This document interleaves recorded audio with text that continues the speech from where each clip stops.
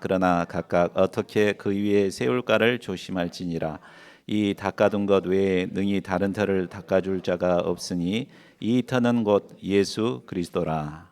고마우신 하나님, 고린도 전서 말씀을 통하여서 이 시대에 참 우리의 문제가 무엇인가 돌아보고 또 사도 바울의 가르침을 통해서 어떤 모임을 이루어야 할 것인가 가르쳐 주셔서 감사합니다. 오늘 말씀 통해서 그리스도의 터 위에 집을 지어갈 때 어떻게 지어야 할 것인가 저희가 깊이 깨달아 알 수 있도록 성령의 감동과 지혜를 허락해 주시기를 기도합니다.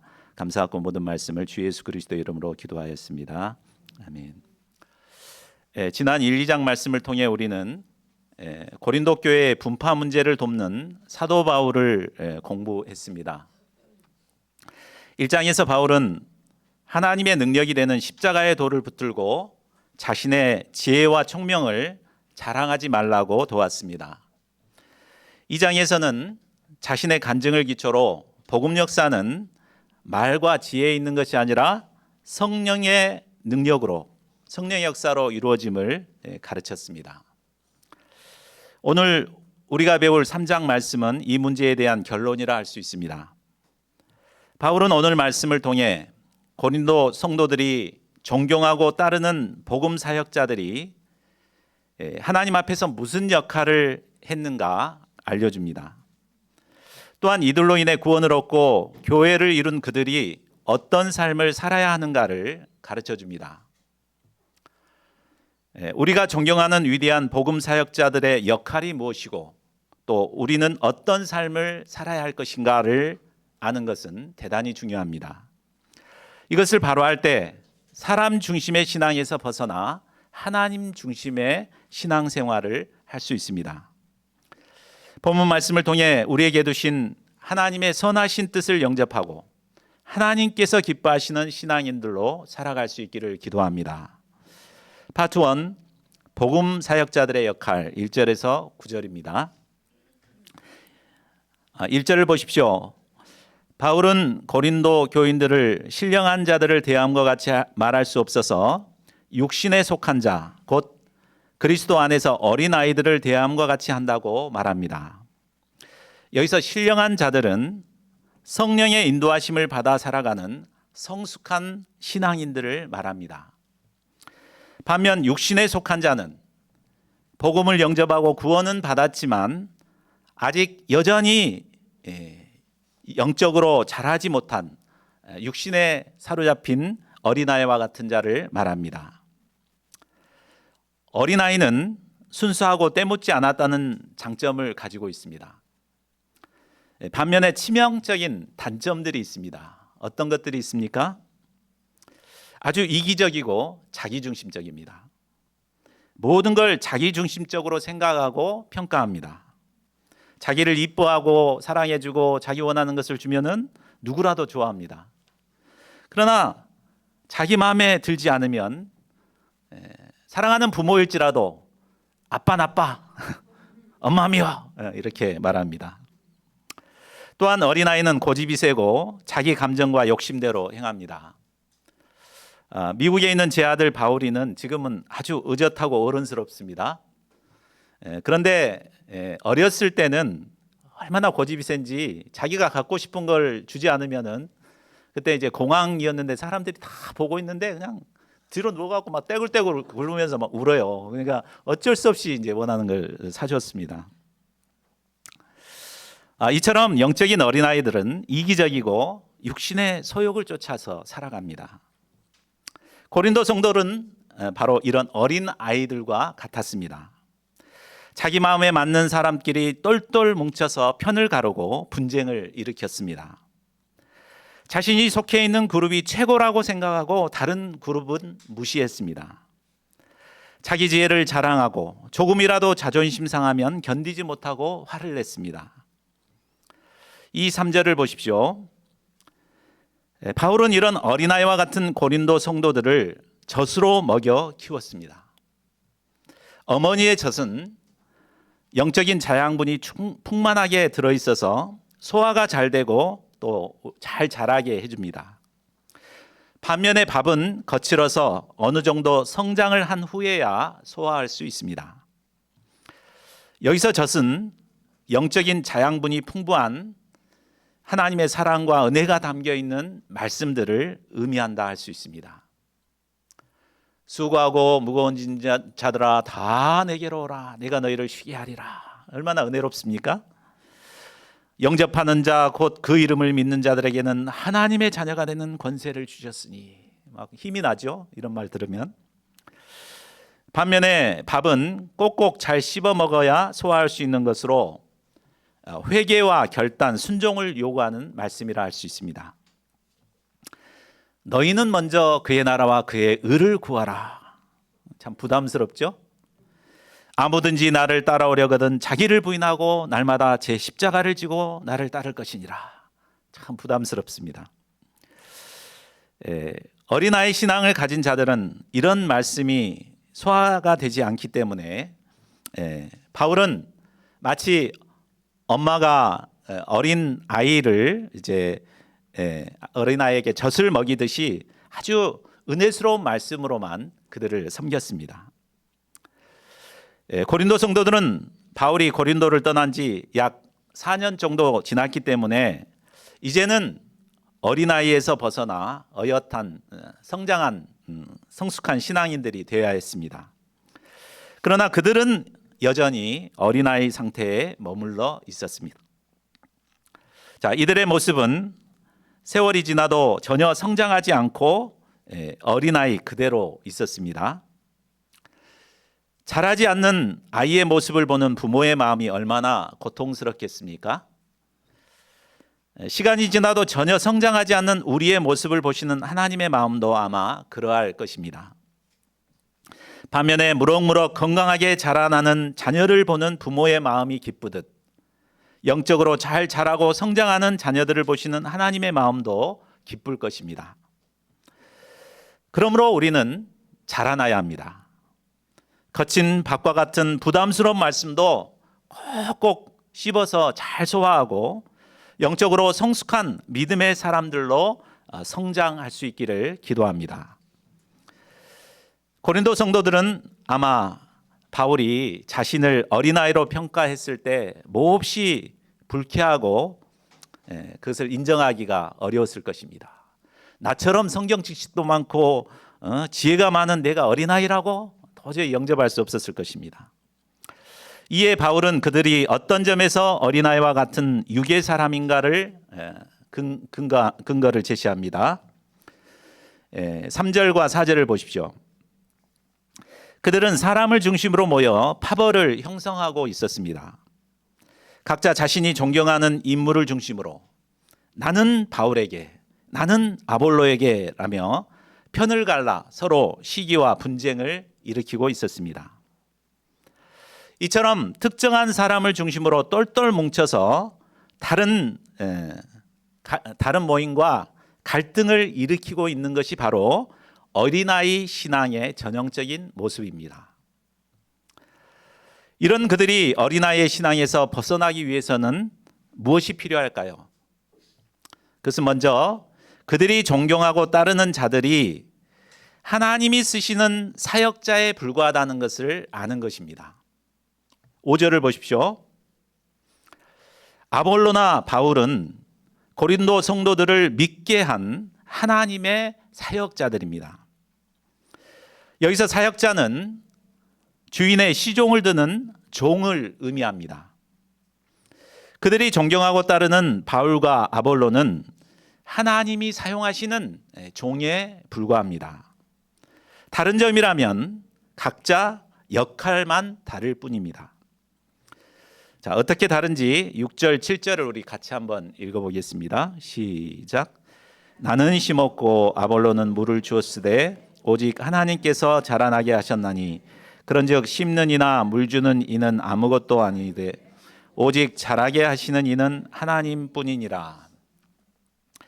자, 여기서 우리는 몇 가지 중요한 교훈을 배울 수 있습니다. 첫째는 복음 역사의 주체는 바로 하나님이시라는 것입니다. 복음 사역자들은 하나님으로부터 각각 사명을 위임받은 청지기일 뿐입니다. 바울은 심었고 아볼로는 물을 주었습니다. 그러나 그것만으로 자랄 수는 없습니다. 자라게 하시는 이는 오직 하나님뿐입니다. 심는 이나 물 주는 이가 반드시 필요하지만 하나님이 자라나게 하지 않으면 아무런 소용도 없습니다. 하나님께서는 바울과 아볼로와 같은 복음 사역자들을 사용하셔서 구원의 역사를 이루어 가십니다. 물론 하나님께 순종해서 구원의 역사를 이루어가는 사역자들은 대단히 훌륭합니다. 그러나 우리는 그 이면에서 그들을 쓰시는 하나님을 볼 수 있어야 합니다. 하나님을 보지 못하고 복음의 사역자들만 바라볼 때 우리는 고린도 교회처럼 사람 중심의 모임을 이루게 됩니다. 이를 통해서 교회가 분열되는 큰 죄를 범하게 되는 것입니다. 반면에 복음의 사역자들은 어떻게 생각해야 되겠습니까? 자신은 청지기에 불과함을 인식하고 맡겨주신 사명에 충성해야 합니다. 그렇지 않고 마치 자신이 잘나서 된 것인 양 생각하고 자신을 드러내고자 할 때 하나님의 영광을 가로채는 죄를 범하게 됩니다. 구원의 역사는 온전히 하나님께서 이루시는 것입니다. 이것을 알 때 우리는 겸손히 맡겨주신 사명을 감당할 수 있습니다. 자, 둘째는 하나님의 역사는 동역의 역사임을 배우게 됩니다. 바울과 아볼로는 고린도 성도들로 하여금 예수님을 믿게 한 사역자들입니다.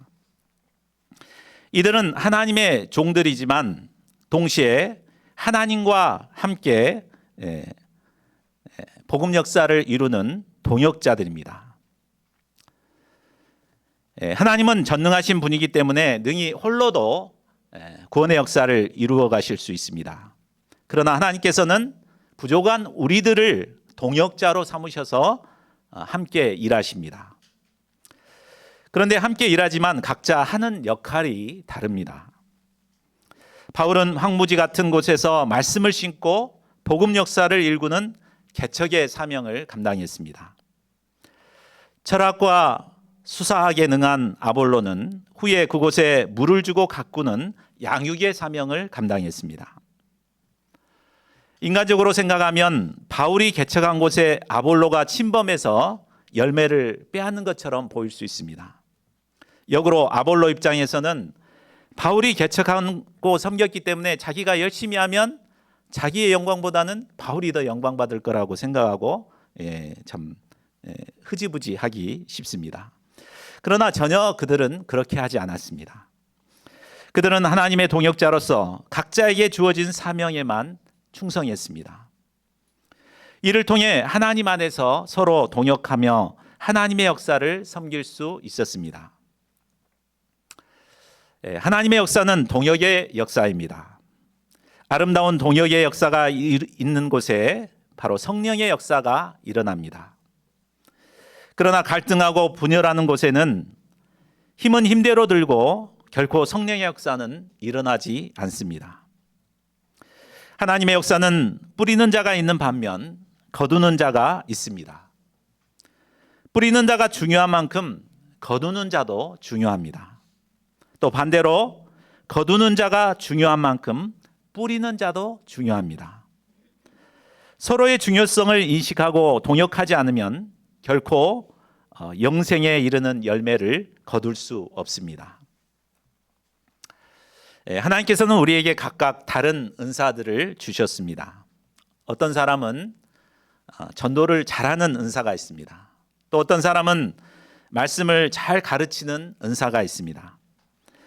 어떤 사람은 말을 잘 들어주는 은사가 있어서 그 사람 앞에만 가면 술술술술 막 자기 고민을 털어놓는 그런 사람이 있습니다. 참 그런 사람들을 보면 참 부럽습니다. 어떤 사람은 섬기는 은사를 주셨고 어떤 사람은 찬양의 은사 또 봉사의 은사를 주셨습니다. 이러한 은사들은 서로 우열을 정하거나 비교할 성질의 것이 아닙니다. 하나님께서 이런 은사를 우리에게 주신 것은 서로 합심하여 생명 구원의 역사를 섬기도록 하기 위함입니다. 저희 모두가 하나님께서 주신 은사를 활용하여 합심 동역을 이루므로 하나님께서 원하시는 생명 구원의 역사를 이루어갈 수 있기를 기도합니다. 셋째로 복음의 사역자들은 각각 자기가 일한 대로 상을 받습니다. 8절을 보면 심는 자와 물 주는 이가 한 가지이지만 각각 자기가 일한 대로 자기의 상을 받는다고 했습니다. 하나님은 팀 단위나 교회 단위로 상을 주시지 않습니다. 각각 자신이 일한 만큼 상을 주십니다. 세상에서는 줄을 잘 서거나 소속이 어딘가에 따라 무임승차의 혜택을 받을 수도 있습니다. 이 때문에 길을 쓰고 영향력 있는 단체나 줄을 잡고자 합니다. 그러나 하나님은 어느 그룹에 속했다고 한꺼번에 상을 주시는 분은 아닙니다. 인격적으로 개개인이 얼마나 하나님께 충성했는가를 보고 공평하게 상을 주십니다. 그러므로 자신의 소속을 자랑할 것이 결코 아닙니다. 하나님께서 나에게 주신 사명을 얼마나 충성스럽게 감당했는가가 중요합니다. 부르심을 받은 우리는 모두가 하나님의 동역자들입니다. 하나님께서는 생명 구원의 역사를 이루시기 위해 우리를 택하시고 우리 교회를 이루어 주셨습니다. 그리고 각 사람에게 각각 다른 은사를 주셨습니다.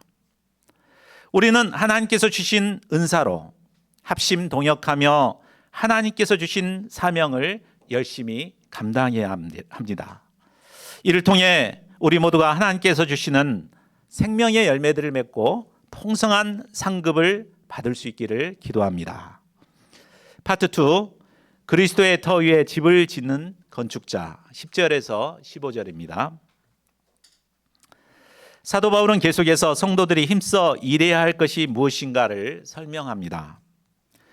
이를 위해 바울은 하나님의 집을 짓는 건축자의 비유를 설명하고 있습니다. 우리 요절인데 같이 한번 다시 읽어보겠습니다. 10절 11절 시작. 내게 주신 하나님의 은혜를 따라 내가 지혜로운 건축자와 같이 터를 닦아두매 다른 이가 그 위에 세우나 그러나 각각 어떻게 그 위에 세울까를 조심할지니라. 이 닦아둔 것 외에 능히 다른 터를 닦아둘 자가 없으니 이 터는 곧 예수 그리스도라. 집을 짓는 데 있어 가장 중요한 것이 바로 터를 닦는 일입니다. 반석과 같은 견고한 기초 위에 집을 지으면 지진이 나도 끄떡이 없습니다. 그러나 모래와 같은 곳에 집을 지으면 조그만 충격에도 쉽게 무너집니다. 터를 닦는 기초공사의 비용은 아주 비용도 많이 들고 시간과 노력이 많이 듭니다. 겉으로 드러나지 않기 때문에 표시도 나지 않습니다. 이 때문에 어리석은 건축자는 기초공사를 소홀히 하고 빨리 집을 짓습니다. 그러나 지혜로운 건축자는 기초공사에 많은 시간과 물질을 투자합니다. 사도 바울은 고린도를 개척하면서 지혜로운 건축자로서 1년 6개월 동안 터를 잘 닦았습니다. 그가 닦은 터는 바로 예수 그리스도이십니다. 이 터는 견고한 반석과 같은 터입니다. 예수 그리스도는 완전한 인간이시면서 또 완전한 하나님이 되십니다. 그래서 하나님과 인간 사이에 유일한 중보자가 되십니다. 또한 예수 그리스도는 십자가와 부활을 통해 어느 누구도 해결할 수 없었던 죄와 죽음의 문제를 해결하신 유일한 구주가 되십니다. 예수님은 길이요 진리요 생명이 되신 분으로서 하나님께로 이르는 유일한 길이 되십니다. 이 예수님은 인생의 유일한 반석이요 또한 교회의 유일한 반석이 되십니다. 그리스도의 터 위에 다른 이가 세우는 집은 구체적으로 무엇을 말하겠습니까? 그것은 예수 그리스도의 신앙 고백 위에 세워진 교회를 의미합니다. 마태복음 16장을 보면 유명한 베드로의 신앙 고백이 나옵니다. 예수님께서 제자들에게 너희는 나를 누구라 하느냐라고 물었을 때 베드로는 주는 그리스도시요 살아계신 하나님의 아들이시니이다 라고 신앙 고백을 합니다. 이때 예수님께서는 베드로에게 말씀하십니다. 또 내가 내게 이르노니 너는 베드로라. 내가 이 반석 위에 내 교회를 세우리니 음부의 권세가 이기지 못하리라. 여기서 이 반석은 베드로를 가리키지 않습니다. 베드로의 신앙 고백을 가리킵니다. 교회는 바울과 같은 하나님의 종들을 통해 닦아놓은 예수 그리스도의 터 위에 우리가 세워가야 할 하나님의 집입니다. 그러므로 우리가 관심을 가져야 할 건 터를 닦아놓은 사역자들이 아닙니다. 사역자들이 닦아놓은 그리스도의 터 위에 어떻게 교회를 세워갈 것인가입니다.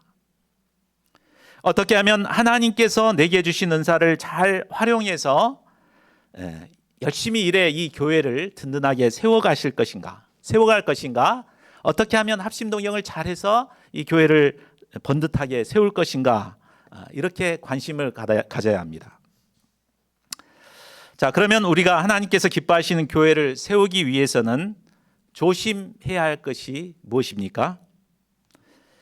그것은 바로 좋은 재료를 사용해서 교회를 세우는 것입니다. 건축가에 있어서 기초 다음으로 중요한 것은 바로 건축 재료입니다. 12절을 보면 바울은 6가지의 건축 재료를 소개합니다. 금, 은, 보석과 같은 값비싼 재료가 있습니다. 그런가 하면 나무나 풀, 집과 같이 쉽게 구할 수 있는 재료가 있습니다.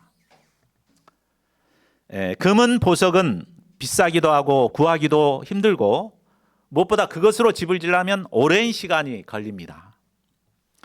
반면에 나무, 풀, 짚은 값도 싸고 구하기 쉽기 때문에 빨리 집을 지을 수 있습니다. 마음이 급한 우리는 속전속결로 빨리 집을 짓고 싶습니다. 그러나 반드시 알아야 할 것이 있는데 그것은 하나님의 평가가 있다는 것입니다. 그러면 하나님께서는 무엇으로 우리를 평가하실까요? 자, 13, 14절을 보십시오. 하나님께서는 사람의 수고한 공적이 나타날 날에 반드시 그 공적을 밝히신다고 하십니다. 어떻게 밝히십니까? 불로써 밝히십니다. 불같은 시험으로 그 공적이 어떠한가를 밝히십니다. 그때 금과 은과 보석으로 지은 교회는 불같은 시험에도 걸림 하나 없이 그대로 있게 될 것입니다. 이때 하나님께서는 우리가 세운 공적 그대로 상을 주십니다. 반면에 나무와 풀과 짚으로 교회를 세운 자는 어떻게 됩니까? 15절을 보십시오. 불에 잘 타는 재료로 세운 교회는 불같은 시험을 이겨내지 못하고 모두 불타게 될 것입니다. 그렇게 되면 해를 받고 자신만 겨우 불 가운데서 구원을 얻게 될 것입니다. 마치 소돔과 고모라가 멸망할 때 겨우 구원을 받았던 롯처럼 부끄러운 구원을 받게 될 것입니다. 그러므로 우리는 비록 비용이 많이 들고 시간이 오래 걸리더라도 금과 은과 보석을 통해 하나님의 교회를 세워가야 합니다. 그렇다면 금이나 은이나 보석으로 집을 짓는다는 것은 구체적으로 어떻게 하는 것을 말할까요? 자, 금이나 은은 용광로에서 완전히 녹아서 불순물이 제거된 순수한 것을 의미합니다. 불순물이 얼마나 제거되었는가에 따라서 그 가치가 달라집니다. 불순물이 온전히 제거된 금은 시험을 통해 연단된 믿음을 의미한다고 할 수 있습니다. 베드로전서 1장 7절은 너희 믿음의 시련이 불로 연단하여도 없어질 금보다 더 귀하여 라고 했습니다.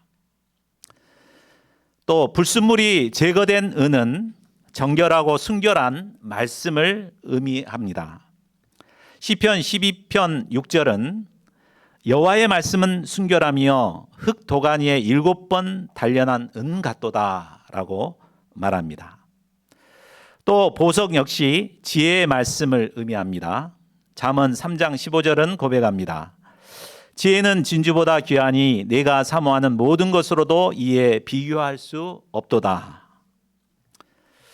그러니까 금과 은과 보석으로 교회를 세워가는 것은 결국 하나님의 말씀에 기초하여 또 연단된 믿음을 통하여 교회를 세워가는 것을 의미한다 할 수 있습니다. 이 일은 금과 은과 보석을 재료로 교회를 세우는 것처럼 오랜 시간과 노력이 필요합니다. 아무리 노력해도 겉으로 표가 나지 않습니다. 그러나 그렇게 세운 교회는 불같은 시험이 닥쳐도 무너지지 않습니다. 무엇보다 하나님께서 그동안 우리가 수고한 모든 공적을 아시고 영원한 상급을 주십니다. 자, 반면 나무와 풀과 지푸로 교회를 짓는 것은 어떻게 하는 것을 말할까요? 이는 인본주의와 세속주의에 기초해서 인간적인 열심으로 교회를 세워가는 것을 의미합니다. 자기 부인이나 자기 십자가 없이 자기 중심에 기초한 신앙생활을 하는 것입니다. 이러한 신앙은 편하고 멋있어 보일 수 있지만 하나님의 불심판을 견디지 못하고 모두 타버릴 것입니다. 그러므로 우리는 힘들더라도 금이나 은이나 보석으로 교회를 세워가야겠습니다. 신앙생활이 좀 힘들지라도 하나님의 말씀에 기초하여 믿음으로 살아가는 자들이 되어야겠습니다. 날마다 자기를 부인하고 자기 십자가를 지고 예수님을 좇는 삶을 살아야겠습니다. 이를 통해 불같은 시험을 이겨내는 하나님의 기뻐하시는 교회를 세워가야겠습니다. 이래하여 세운 공적을 인정받아 하나님께서 주시는 영원한 상급을 받는 자들이 될 수 있기를 기도합니다. 파트 3, 우리는 하나님의 성전 만물의 주인, 16절에서 23절입니다. 바울은 그리스도의 터 위에 세워진 교회와 성도들이 어떤 존재인가를 설명합니다. 16절을 보십시오. 너희는 너희가 하나님의 성전인 것과 하나님의 성령이 너희 안에 계시는 것을 알지 못하느냐. 자, 이 말을 한 걸 보면 고린도 성도들이 사람 중심의 신앙생활을 했던 원인이 바로 자신이 어떤 존재인가를 알지 못했기 때문임을 알 수 있습니다. 예수 그리스도의 터 위에 세워진 교회는 하나님이 거하시는 성전입니다. 그리고 구원을 받은 성도들 개인의 내면에는 성령이 내주하고 계십니다. 그러니 우리도 성전입니다.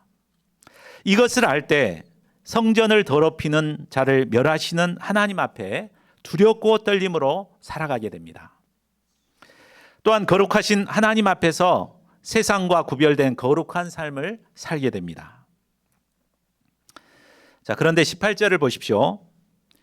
고린도 성도들은 자신을 속이는 삶을 살고 있었습니다. 하나님의 성전인 교회를 섬기면서 하나님은 생각하지 않고 사람들만 생각하고 따랐습니다. 자신 안에 성령이 계시는데도 안 계시는 것처럼 자기 마음대로 자기 생각대로 살았습니다. 자신과 자신이 속한 그룹이 가장 지혜로운 모임이라고 스스로 속이며 살고 있었습니다. 그러나 바울은 이제 자신이 지혜 있는 줄로 생각하는 자, 스스로 지혜 있는 줄로 생각하는 자는 스스로 어리석은 자가 되라고 권면합니다. 성령의 사람들은 자신을 드러내지 않습니다. 겸손하게 자신을 낮춥니다. 자신이 어리석은 자라고 생각하고 겸손히 내 안에 계신 성령의 지혜를 구하게 됩니다. 그리하여 성령께서 주시는 지혜로 말미암아 지혜로운 자가 될 것입니다. 이 세상의 지혜는 하나님께 어리석을 뿐입니다. 하나님께서는 세상에 지혜 있는 자들의 모든 생각을 헛것으로 여기십니다. 이제 바울은 결론적으로 말씀합니다. 우리 21절에서 23절을 같이 읽어볼까요? 시작. 그런즉 누구든지 사람을 자랑하지 말라. 만물이 다 너희 것임이라. 바울이나 아볼로나 게바나 세계나 생명이나 사망이나 지금이나 장래 것이나 다 너희의 것이요 너희는 그리스도의 것이요 그리스도는 하나님의 것이니라. 고린도 교회 신자들은 훌륭한 신앙 선배인 바울과 아볼로, 게바를 자랑했습니다. 그러나 그들은 하나님께서 사용하시는 위대한 사역자일 뿐입니다. 또 하나님의 일꾼입니다. 무엇보다 그들은 하나님께서 우리를 위해 주신 하나님의 선물입니다. 물론 우리는 우리에게 믿음의 유산을 남겨준 영적 스승들을 존경하고 자랑스러워해야 합니다. 그러나 그보다 앞서 믿음의 영적 스승들을 우리에게 보내주셔서 우리에게 믿음을 갖도록 도우신 하나님을 바라보고 감사해야 합니다.